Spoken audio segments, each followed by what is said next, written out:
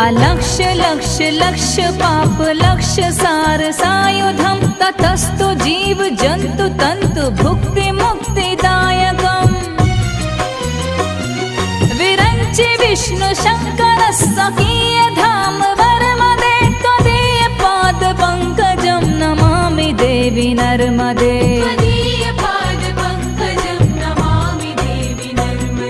Namami Devi